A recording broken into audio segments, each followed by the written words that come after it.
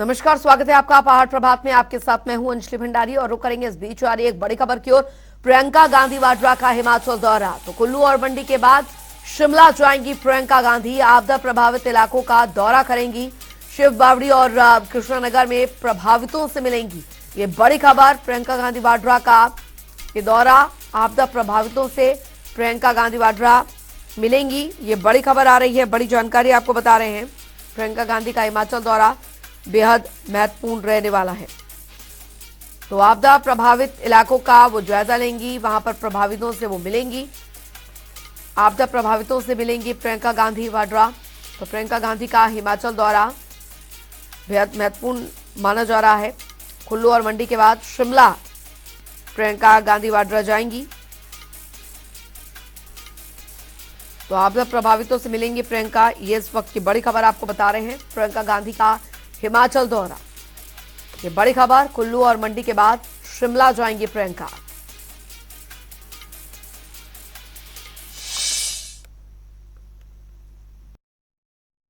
प्रदेश सरकार की तरफ से तो खूब प्रयास हुए हैं, आप जानते भी हैं। मुख्यमंत्री जी भी, मंत्री, सारे हमारे मंत्री विधायक सब ग्राउंड पे ही रहे और उन्होंने लगातार पूरी कोशिश की और कर रहे हैं। राष्ट्रीय आपदा घोषित हो जाए तो इससे बहुत फ़ायदा हो सकता है, मदद हो सकती है, क्योंकि हम जितना भी करना चाहते हैं, पूरा प्रयास भी करें, तब भी जितनी आपदा आई है और जितना नुकसान हुआ है उसको एक्चुअली पूरा भरने के लिए केंद्र सरकार के बिना नहीं हो पाएगा। तो मेरा तो अपील है केंद्र सरकार से कि इसको नेशनल डिज़ास्टर घोषित करें। इस समय ये नहीं देखना चाहिए कि यहाँ पे हमारी कांग्रेस की सरकार है या भाजपा की है, ये राजनीतिकरण इसका नहीं होना चाहिए।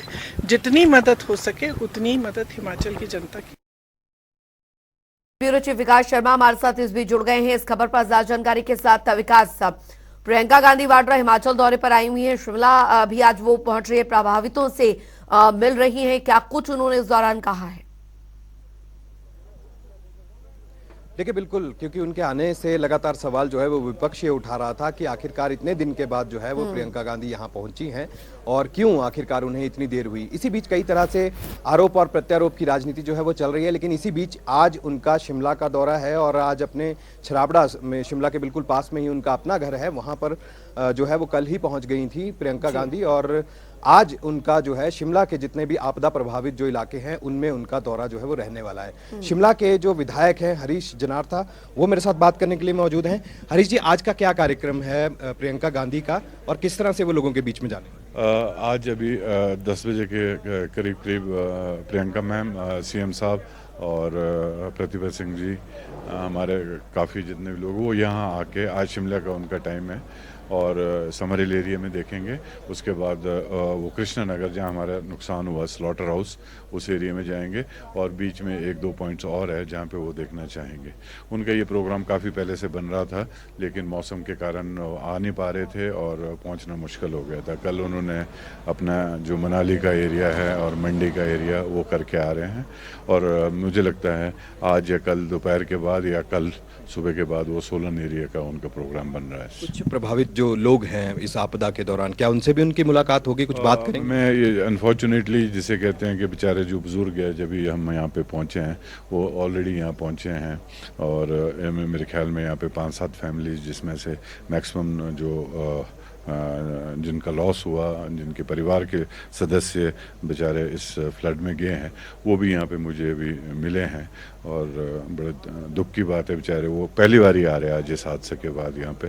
तो एक काफ़ी इमोशनल सा माहौल बना हुआ है। मिलेंगे, ज़रूर मिलेंगे और प्रियंका मैम भी मेरे ख्याल में ज़रूर उनको मिलना चाहेंगे और उनके सहानुभूति और उनके दुख में उनके साथ खड़ा होना चाहेंगे। लेकिन इसी बीच जो है आरोप भी बहुत लग रहे हैं, बीजेपी की तरफ से भी, विपक्ष में है भाजपा यहाँ पे, वो भी कह रही है कि बहुत दिन लगा दिए यहाँ पर आने के लिए, अपना घर उनका शिमला में है लेकिन फिर भी वो बहुत दिन में यहाँ पर पहुँचे, हालात का जायजा ले रहे हैं। तो राजनीति इसके ऊपर हो रही है? नहीं, वो गलत बात है। ये मुझे लगता है इस टाइम बीजेपी को कोई राजनीति नहीं करनी चाहिए और उनका कोई हक भी नहीं बनता बोलने का। उनका तो चलो मैं मानता हूँ, प्रियंका मैम का अपना घर है, असली में अपना घर है, वो आए हैं, उनका प्रोग्राम 3 या 4 बारी पहले बन चुका था और मौसम के कारण कैंसिल हो गया था, और क्योंकि रोड्स बंद थे सर। पर लेकिन अगर वो इस बात का जवाब चाहते हैं तो मैं तो ये बोलता हूँ कि मोदी जी भी तो हर उसमें भाषण दे रहे हैं। हर भाषण में कहते हैं शिमला में हिमाचल मेरा दूसरा घर है, हिमाचल मेरा दूसरा घर है। तो वो कहाँ पे हैं? जो लोग आ रहे हैं वो सहानुभूति करने आ रहे हैं, दिखाने आ रहे हैं, सपोर्ट देने आ रहे हैं लोगों को दुख सुख में, तो उसमें क्या हर्ज है? उनको आने दें। पर जो करने वाले लोग हैं, जिनके जो सरकार में है और हमारे प्राइम मिनिस्टर हैं, मुख्य हैं पूरे हिंदुस्तान के, तो उनसे भी ये चीज़ पूछी जाएगी। हम भी पूछ सकते हैं उनसे चीज़, पर हम इन बातों में ज़्यादा जाना नहीं चाहते हैं कि जब आप हर भाषण में बोलते कि हिमाचल हमारा दूसरा घर है, तो कहाँ पे है वो? तो आई थिंक उनका कोई हक नहीं बनता इस टाइम पॉलिटिक्स करने का रिलेटेड टू ये आपदा केस में। बहुत शुक्रिया हमसे बात करने के लिए।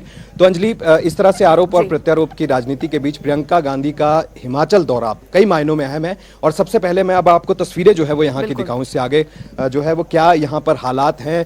11 दिन जो है ये सर्च ऑपरेशन यहाँ पे चला, जिसमें तमाम हिमाचल प्रदेश की जो एजेंसीज थी जो इस तरह से बाढ़ प्रभावित या आपदा प्रभावित इलाकों में जाती हैं और राहत और बचाव कार्य जो है वो यहाँ पर किए जाते हैं। उसमें NDRF, SDRF, होमगार्ड और जो अग्निशमन विभाग के या पुलिस विभाग के जो जवान थे वो यहाँ पर मौजूद थे। और स्थानीय लोग, सबसे बड़ी भागीदारी जो है वो स्थानीय लोगों की यहाँ पर रही, क्योंकि जिस तरह से आपदा यहाँ पर हुई है, तस्वीरें आप इस समय देखें। सबसे पहले जनता टीवी पर शिव बावड़ी से तस्वीरें जो है वो हम समर हिल से आपको यहाँ पर दिखा रहे हैं। ये पुराना मंदिर है जो तस्वीरों में इस समय आप देख रहे हैं। यहाँ पर अगर आगे जाकर अगर मैं थोड़ा दिखाऊं आपको यहाँ की तस्वीरें, तो अभी भी यहाँ पर जो है वो मूर्तियां बिल्कुल सुरक्षित है। ये कहा जाता है कि शिव बावड़ी का सबसे पुराना स्थान, सबसे पुराना जो शिव मंदिर है वो यही है। और ये इस तरफ अगर तस्वीर आपको दिखाऊं तो ये वो शिव बावड़ी है जहां से लोग जो है वो पानी की व्यवस्था जो है वो यहाँ पर अंदर हुआ करती थी। इसके ठीक ऊपर अगर आप देखें तो मलबा यहाँ पर टनों के हिसाब से था। और ऊपर अगर तस्वीरें आप देख पाए इस समय कैमरे की नजर से, तो जो रेल मार्ग था, जो हेरिटेज रेल मार्ग था, वो यहाँ पर अभी भी उसका काम जो है, उसकी मरम्मत का काम जो है वो यहाँ पर चल रहा है। हालांकि धुंध जो है वो एक बार फिर से यहाँ पर आ गई है। और आज मौसम विभाग का ये भी कहना है कि आज कुछ एक जगहों पर बारिश के आसार भी हैं। लेकिन उससे पहले ये तस्वीरें आपको दिखाएं। अच्छा, मंदिर जो है वो यहाँ पर हुआ करता था अंजलि इससे पहले। अब मंदिर जो है पूरी तरह से वॉश आउट हो चुका है, लेकिन इस मंदिर को दोबारा से स्थापित करना, दोबारा से बनाने के लिए जो है वो व्यवस्था यहाँ पर मंदिर कमेटी की तरफ से की जा रही है। और दूसरी तरफ एक और मंदिर जो है वो, नया मंदिर जो है वो यहाँ पर बनाने की कोशिश जो है वो की जा रही थी। अब आपको तस्वीरें जो है वो थोड़ा मैं इस तरफ की दिखाना चाहूंगा अंजलि। अगर आप इस समय यहाँ पर देखें, ये मलबा जो है वो पूरी तरह से, क्योंकि ये सड़क मार्ग था और ये सड़क मार्ग जो है इसको पहले खोला गया और छोटा एम्बुलेंस रोड था। और उसके बाद अब यहाँ से जो है आप तस्वीरें देखें ये खाई की तरफ, क्योंकि मलबा जब ऊपरी ढलान की तरफ से जब आया तो यहाँ से ये मलबा जो है वो नीचे की ओर गया। और जिसके अंदर बहुत से ऐसे लोग जो मंदिर में पूजा अर्चना कर रहे थे और जो लोग यहाँ पर अलग अलग तरह के, क्योंकि शिवरात्रि का वो दिन था, सोमवार का वो दिन था, तो ऐसे में जब लोग यहाँ पर पूजा अर्चना कर रहे थे, सुबह 7:30 पौने 8 बजे का समय था। और उसके बाद वॉश आउट होकर लोग जो है वो इस मलबे के जद में आए और नीचे तक, काफी नीचे तक जो है वो चले गए। जो रेस्क्यू ऑपरेशन कर रही जो टीमें थी अंजलि, वो टीमें ये बताती हैं कि 200 से 250 मीटर नीचे तक जो है वो बॉडीज यहाँ पर निकाली गई और उसके बाद ही वहां से उन्हें जो है वो निकाला गया। और देखिए, खौफ इतना ज्यादा था कि कई दिन तक सर्च ऑपरेशन, करीब 11 दिन बताया जा रहा है कि ये सर्च ऑपरेशन जो है वो यहाँ पर चला। लेकिन उसके बाद जो जब मौतों का सिलसिला, जब बॉडीज निकलनी यहाँ पर शुरू हुई, तो ये बताया गया कि एक ही परिवार के, हम यहाँ पर देख रहे हैं बहुत ही जो स्थिति बनी है। और बहुत बहुत शुक्रिया विकास इस तमाम जानकारी के लिए। वक्त एक छोटे से ब्रेक का और चला है, फौरन लौट रहे हैं। ब्रेक के बाद स्वागत है, खबरों में आगे बढ़ेंगे। कांग्रेस की राष्ट्रीय महासचिव प्रियंका गांधी वाड्रा हिमाचल दौरे पर कुल्लू पहुंची, जहां पर उन्होंने आपदा प्रभावित क्षेत्रों का दौरा किया। इस दौरान उन्होंने कहा कि आपदा में प्रदेश के लोगों का सहयोग सराहनीय रहा है। कांग्रेस सरकार भी इसी सहयोग की भावना से कार्य कर रही है ताकि हिमाचल प्रदेश को जल्द से जल्द आपदा से मुक्त किया जा सके। जिला कुल्लू के बाढ़ प्रभावित इलाकों का दौरा करते हुए प्रियंका गांधी वाड्रा ने कहा कि कांग्रेस सरकार आपदा के बाद से लगातार लोगों को राहत देने का काम कर रही है और इससे लोगों को काफी ज्यादा फायदा भी पहुंच रहा है।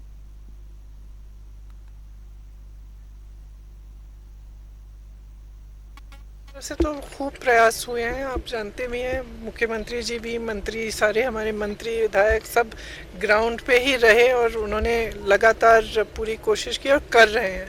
केंद्र सरकार की तरफ से अगर ये नेचुरल डिजास्टर, राष्ट्रीय आपदा घोषित हो जाए तो इससे बहुत फ़ायदा हो सकता है, मदद हो सकती है। क्योंकि हम जितना भी करना चाहते हैं पूरा प्रयास भी करें तब भी जितनी आपदा आई है और जितना नुकसान हुआ है उसको एक्चुअली पूरा भरने के लिए केंद्र सरकार के बिना नहीं हो पाएगा। तो मेरा तो अपील है केंद्र सरकार से कि इसको नेशनल डिज़ास्टर घोषित करें, और एक और अपील है कि जो यहाँ के बागबान हैं और किसान हैं उनकी मदद के लिए माननीय प्रधानमंत्री जी को याद करवाया।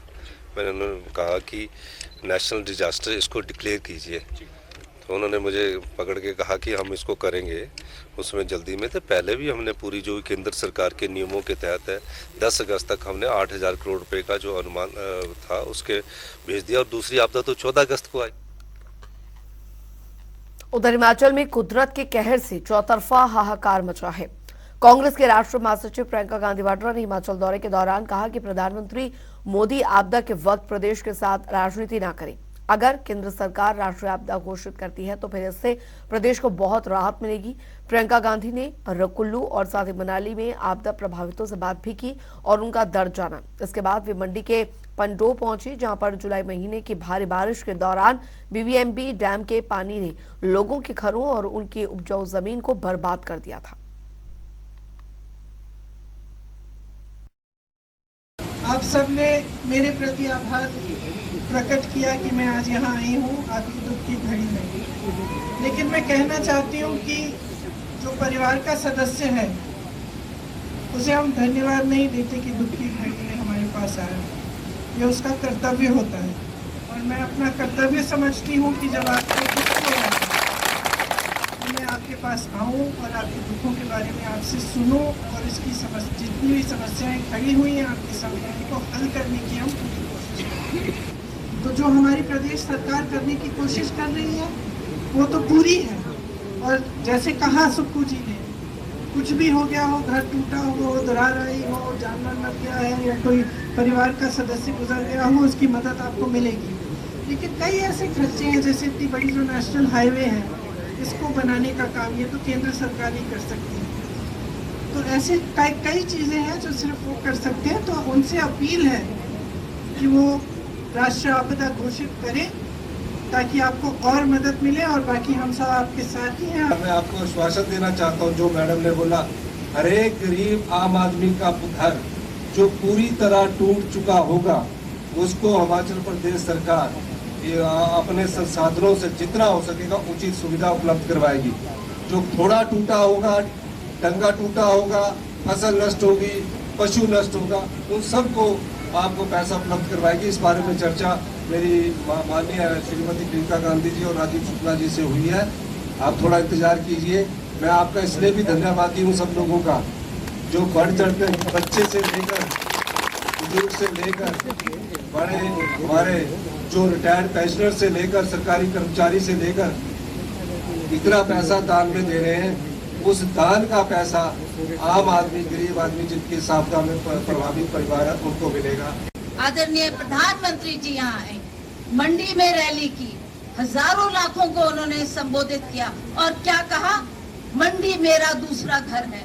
ये प्रधानमंत्री जी बोल रहे हैं, और आज घर को भूल गए। घर को ना आपने आर्थिक सहायता दी, घर को ना आपने आपदा राष्ट्रीय घोषित किया, और ना ही आप दो सहानुभूति के शब्द हिमाचल प्रदेश के बारे में बोल रहे हैं। इस बात का हमें बहुत दुख है, बहुत खेद है। और अब आप सब जान गए हैं, एक तरफ कांग्रेस की सरकार है, दूसरी तरफ भाजपा की सरकार हमको बार बार ठगने के लिए आती है, लोगों को गुमराह करने के लिए आती है। और उस वक्त भी जब मैं चुनाव लड़ रही थी तो किस तरीके से हर व्यक्ति के नाम पर एक ही नाम था, मोदी मोदी मोदी। आज पूछो वो मोदी जी कहाँ हैं? क्यों नहीं हमारी आपदा की घड़ी में हमारे बीच में खड़े हैं? और इस बीच रुक करेंगे एक बड़ी खबर की ओर। बड़ी जानकारी आ रही है, वो आपको बता दें। बड़ी खबर इस बीच बीजेपी का प्रियंका गांधी के दौरे पर तंज। जी हां, बीजेपी ने तंज कसा है। बीजेपी नेता अजय राणा ने निशाना साधा है प्रियंका गांधी के इस दौरे पर। 2 महीने से आपदा से प्रभावित है प्रदेश, लेकिन प्रियंका गांधी कहां थी? ये तंज यहां पर कसा है। 2 महीने बाद प्रियंका गांधी को याद आई है हिमाचल की। बीजेपी का प्रियंका गांधी के दौरे पर तंज। बीजेपी नेता अजय राणा ने निशाना साधा है। 2 महीने से आपदा से प्रभावित है प्रदेश, लेकिन 2 महीनों बाद हिमाचल की याद प्रियंका गांधी को आई है। बीजेपी का प्रियंका गांधी के दौरे पर तंज, ये इस वक्त की बड़ी खबर आपको बता रहे हैं। बीजेपी नेता अजय राणा ने ये निशाना साधा है। प्रियंका गांधी के दौरे को लेकर 2 महीने बाद हिमाचल की याद आई है प्रियंका गांधी को। तो बीजेपी का प्रियंका गांधी के दौरे पर तंज, ये इस वक्त की बड़ी खबर। बीजेपी नेता अजय राणा ने निशाना साधा है। 2 महीने से आपदा से प्रभावित है प्रदेश। 2 महीनों बाद हिमाचल की याद आई है प्रियंका गांधी को।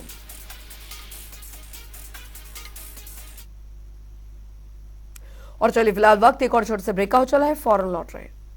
ब्रेक के बाद स्वागत है। खबरों में आगे बढ़ेंगे, जहां पर अमेरिका के वॉशिंगटन एप्पल पर आयात शुल्क घटाने को लेकर कांग्रेस ने मोदी सरकार पर हमला बोला है। वहीं अब इस पर बागवानों की प्रतिक्रियाएं भी सामने आई है।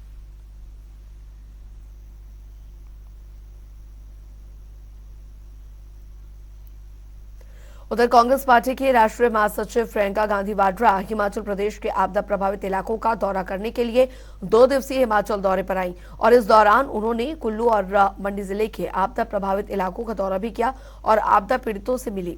अब इसको लेकर भाजपा प्रवक्ता और चौपाल से विधायक बलबीर वर्मा ने प्रियंका गांधी पर निशाना साधा।